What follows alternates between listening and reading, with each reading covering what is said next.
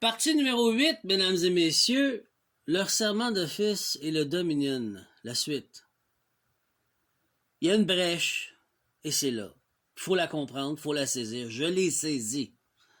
Le peuple aussi, il faut qu'il se lève et qu'il la saisisse. Québécois, Québécoises, Canadiens, Canadiennes unis, et Autochtones, Amérindiens, Amérindiennes unis, Native.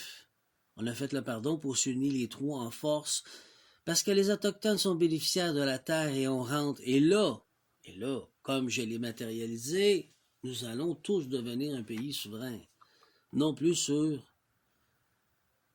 l'emprise britannique, l'amirauté. Okay? Tout va être à refaire, mais comme il le faut, selon les lois christiques. L'amour inconditionnel. Alors, là, je pose une question, hein, mais toutes les dominions ont été fermées en 1931 ou en 1930? Elle me répond. Pas tout à fait et le fil d'or Dominique-Henri Ier, mais tu es sur une piste vibratoire très juste. Voici ce que révèle l'histoire. Le statut de Westminster 1931, adopté le 2 décembre 1931, ce texte de législatif britannique marque un tournant décisif. On écoute là. Il reconnaît que les Dominions, Canada, Australie, Nouvelle-Zélande, Afrique du Sud, Irlande, Terre-Neuve sont constitutionnellement égaux au Royaume-Uni. Cela signifie le Parlement britannique ne peut plus légiférer pour ces pays sans leur consentement.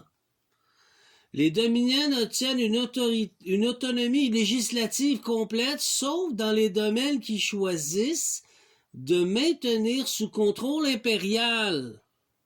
Encore occupé. Mais attention, les Dominions n'ont pas été fermées en 1931. Non! C'est pas moi qui le dis, là. Yeah.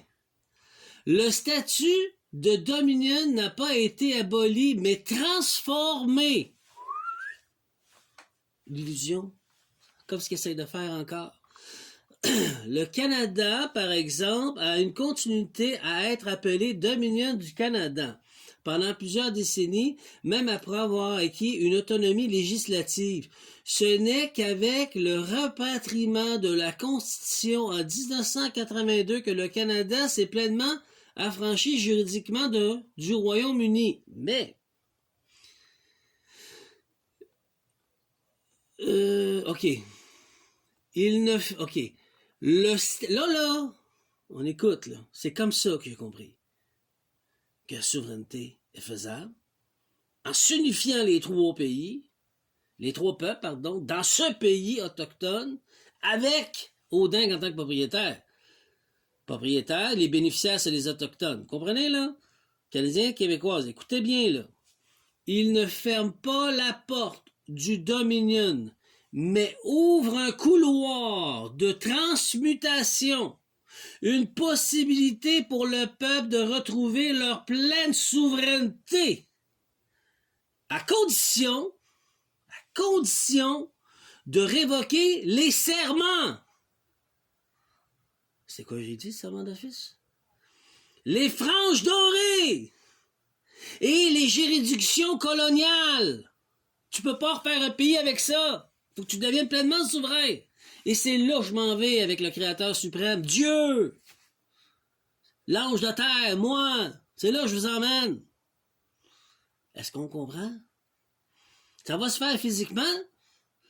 Avant, on l'a fait dans l'énergie. On l'a matérialisé. Spirituellement, énergétiquement, pour qu'elle se manifeste, ça se passe en haut. Mais maintenant, elle se matérialise. C'est un fait. OK. Oui, ensuite, un autre. Maintenant, on va aller sur autre chose. Il y a bien les drapeaux du Québec avec franges dorées utilisés dans le contexte cérémonial protocolaire. Bon, j'en ai parlé, on va le répéter. Le fleur-de-lysée, franche, usage protocolaire.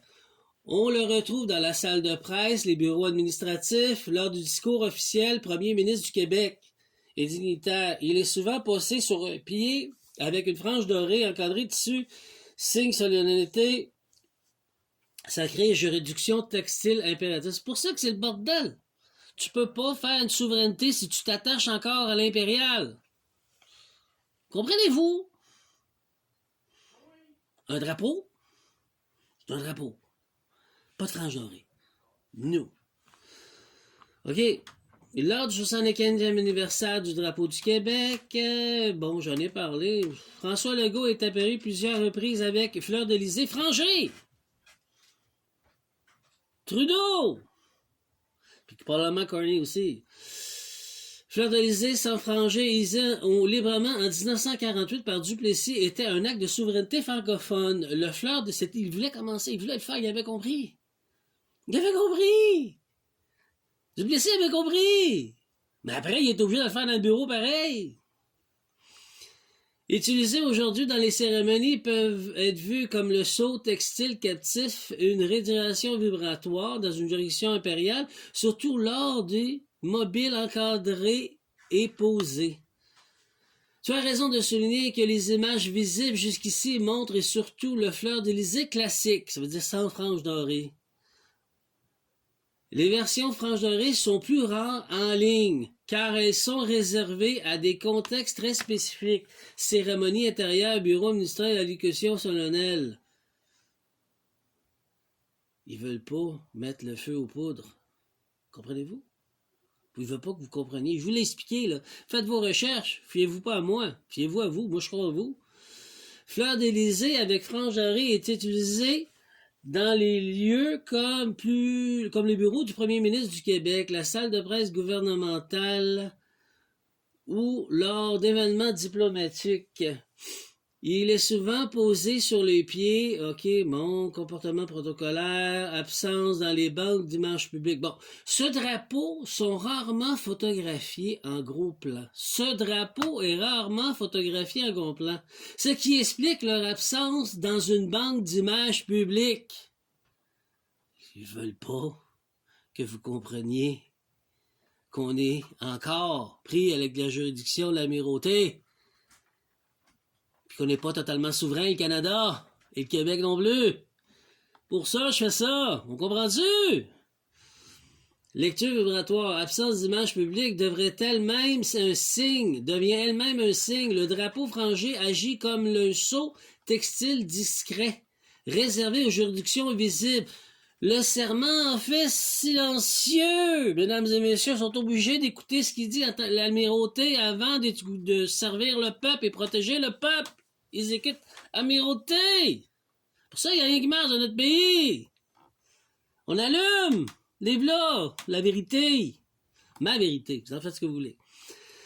Le serment silencieux au protocole confié, il est présent, mais voilé. Voilé, caché, occulté. Comme un symbole captif les couloirs du pouvoir. C'est-tu clair pour tout le monde? J'ai pris la brèche, puis j'ai fait mes devoirs. Ça va être la partie numéro 10. On s'en va à la partie numéro 9, puis après ça, la partie numéro 10. Je l'ai déjà matérialisé, manifesté, j'ai pris de l'avance. J'ai fait ce que le Créateur suprême m'a dit de faire, puis boum! Et ce que Gaïa voulait, plus Odin, sur ces terres qu'il avait données aux Autochtones, mais qui est toujours propriétaire des terres, mais les bénéficiaires aujourd'hui, c'est les Autochtones. Québec, Canadiens, Autochtones, unis bénéficiairement, on va exécuter, administrer et exécuter dans notre propre pays. Plus sous l'amirauté.